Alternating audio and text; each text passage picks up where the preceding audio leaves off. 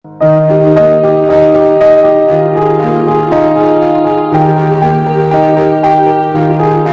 Guys, welcome back to my YouTube channel. मैं हूं अरविंद सिंह चौहान। आज बात करेंगे एक्सरसाइज 2.2 10th क्लास एक्सरसाइज 2.2 में या question number 4th and 5th। दो क्वेश्चन है, लास्ट क्वेश्चन रह गए तो 4th एंड 5th। तो क्वेश्चन नंबर 4 है, there is a circular path around a sport field. एक स्पोर्ट फील्ड है, उसके चारों तरफ एक सर्कुलर गोल पाथ बना हुआ है, रनिंग पाथ है। Raman takes 18 minutes to complete one round of the circular path, while Anupriya takes 12 minutes for the same. तो एक तो रमन है और एक अनुप्रिया है। रमन जो है पूरे इस पाथ को एक चक्कर लगाने में 18 मिनट का समय लेता है और अनुप्रिया 12 मिनट का टाइम लेती है। ठीक है, सेम ट्रैक पे दोनों को चक्कर लगाना है। Suppose they both start at the same point, ये मानते हुए कि दोनों एक ही पॉइंट से चलना शुरू करते हैं, and at the same time, और एक ही समय पर दौड़ना शुरू करते हैं, and go in the same direction, और दोनों एक ही डायरेक्शन में मूव कर रहे हैं। तो after how many minutes will they meet again at the starting point, तो कितने समय के बाद वापस से वो मूव करते हुए चक्कर लगाते रहेंगे, तो कितने समय के बाद दोनों उसी पॉइंट पे मिलेंगे जहां से उन्होंने रेस स्टार्ट की थी। ठीक है ना। तो यहाँ पे 12 मिनट और 18 मिनट दोनों का टाइम जो है एक एक राउंड लगाने का। रमन का तो है 18 मिनट का और अनुप्रिया जो है 12 मिनट में पूरा एक राउंड कंप्लीट करती है। तो अब वो जब वो राउंड लगाएंगे तो राउंड लगाने में एकदम से तो टाइम, ये छोटा टाइम तो आएगा नहीं। टाइम कैसा आएगा? बड़ा आएगा। जब वो एक ही पॉइंट पे वापस से मिलेंगे तो टाइम आएगा बड़ा। और जब हमें ग्रेटेस्ट नंबर निकालना होता है या तो अपन क्या निकालते हैं उसमें? एलसीएम। ग्रेटेस्ट के लिए एलसीएम निकालते हैं और लीस्ट नंबर या स्मॉलेस्ट नंबर निकालना होता है तो एचसीएफ निकालते हैं। तो ऐसे केस में हम दोनों में क्या करेंगे? निकालने के लिए जब एक ही टाइम पे वो मिलेंगे स्टार्टिंग पॉइंट पे, सेम पॉइंट पे, तो उसके लिए हमें एलसीएम निकालना पड़ेगा। तो हमें 12 और 18 इन दोनों का एलसीएम निकालना पड़ेगा और जो एलसीएम आएगा वो मिनट में आएगा। ठीक है ना। तो यहाँ पे क्वेश्चन नंबर 4 है। क्वेश्चन नंबर 4 में आपका एक तो है 12 मिनट, है ना। यहाँ लिखेंगे we have to find LCM of 12 and 18।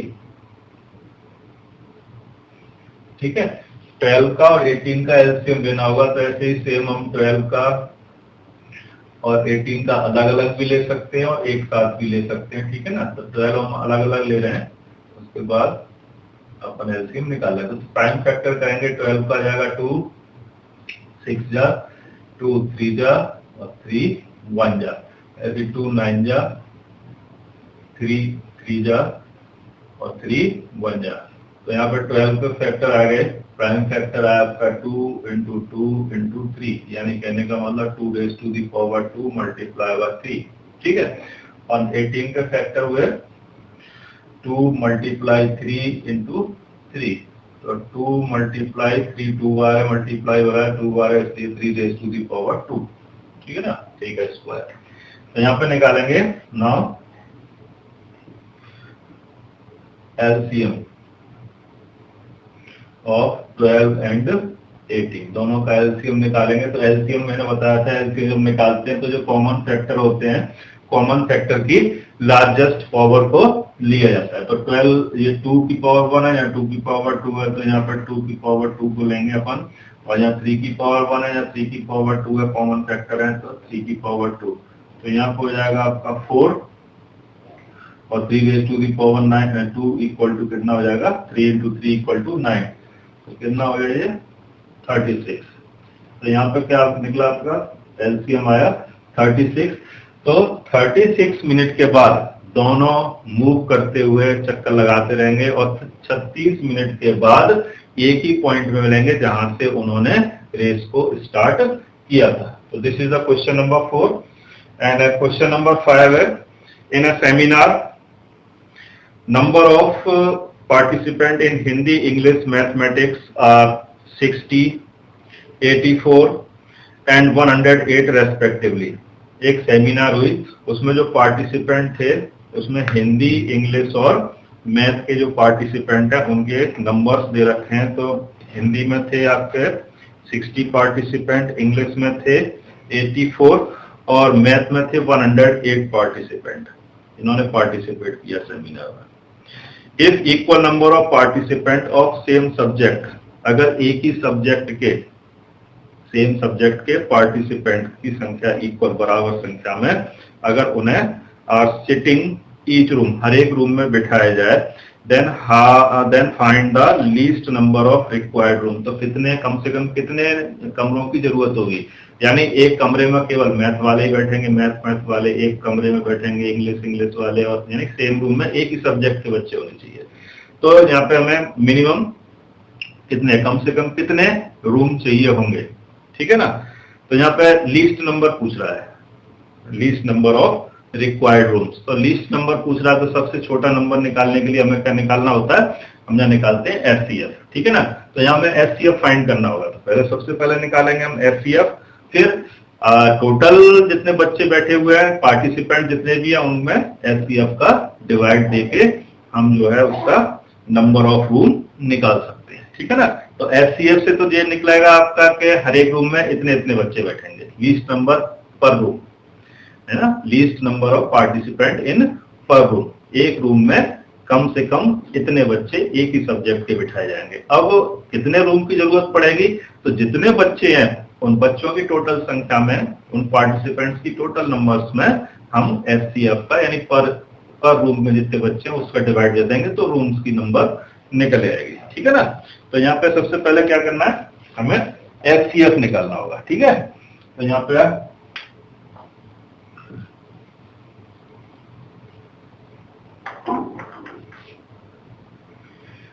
तो क्वेश्चन नंबर 5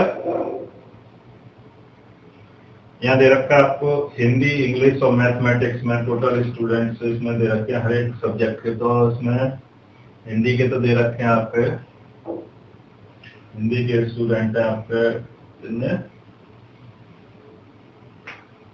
60 पार्टिसिपेंट्स, ठीक है। इंग्लिश में है 84 और मैथ के पार्टिसिपेंट्स हैं 108, ठीक है ना। तो टोटल पार्टिसिपेंट कितने हो गए,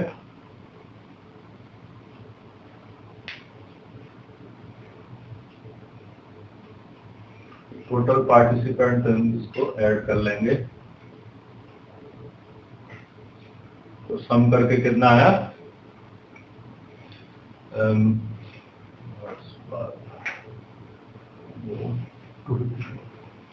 250,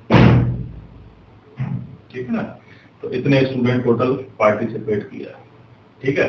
अब इसके बाद निकालेंगे इन तीनों का एचसीएफ। तो एचसीएफ निकालने पर क्या होगा, हमें पर रूम्स में मिनिमम हमें कितने बच्चे बिठाने एक ही सब्जेक्ट के, वो निकल के आएगा। तो यहाँ एचसीएफ निकालेंगे, एक रूम में बच्चों की काउंटिंग निकल आएगी। तो एचसीएफ है ना, तो we have to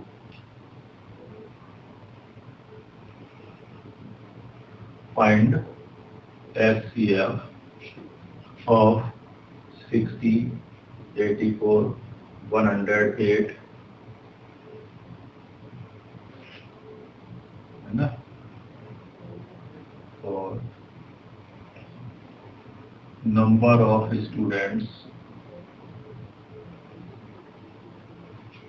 of same subject in a room। एक रूम में सेम सब्जेक्ट के कितने स्टूडेंट बिठाए जाएंगे उसको ज्ञान निकालने के लिए हमें इसका एलसीएम निकालना पड़ेगा, एचसीएफ निकालना पड़ेगा।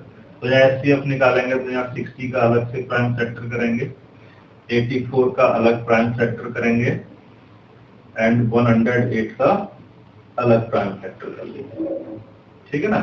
तो यहाँ पर 2 30 बार, 2 से देंगे 15 बार, 3 से देंगे 5 बार एंड 5 बन जा 5, ठीक है। ऐसे यहाँ से 42 बार जाएगा, 2 से दिया 21, 7 एंड 7 बन जा 7।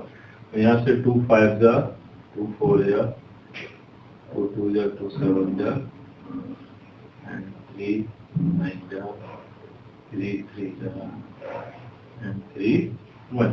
ठीक है ना, इसका फैक्टर कर लिया हमने। ठीक है, और इसके बाद इसको निकालेंगे हम एचसीएफ।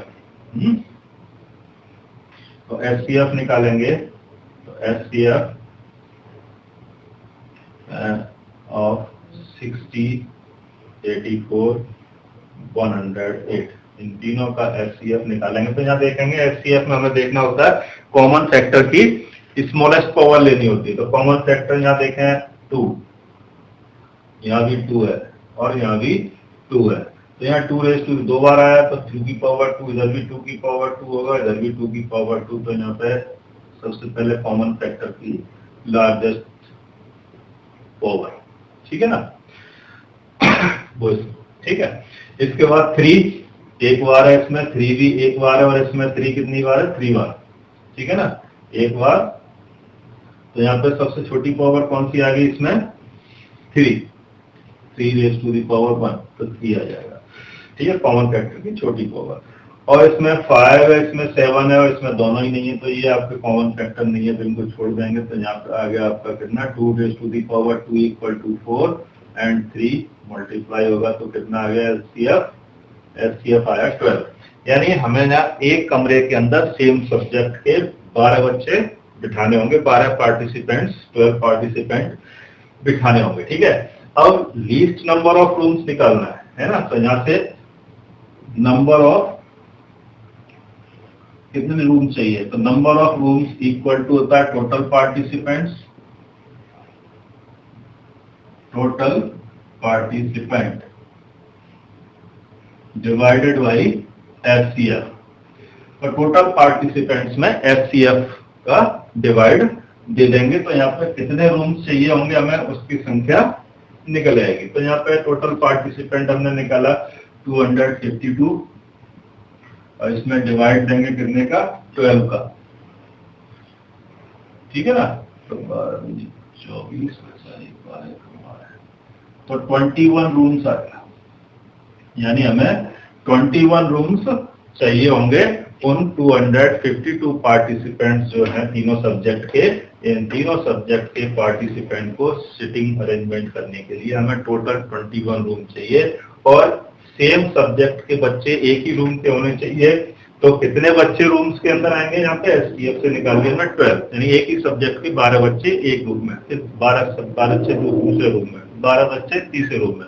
इस तरह से अलग अलग रूम में बच्चों को, सेम सब्जेक्ट के बच्चों को शिफ्ट किया जा सकता है। और टोटल रूम्स रिक्वायर्ड कितने होंगे? 21। ठीक है, so this exercise is finished, exercise 2.2। ठीक है ना, so see you again, till then good bye.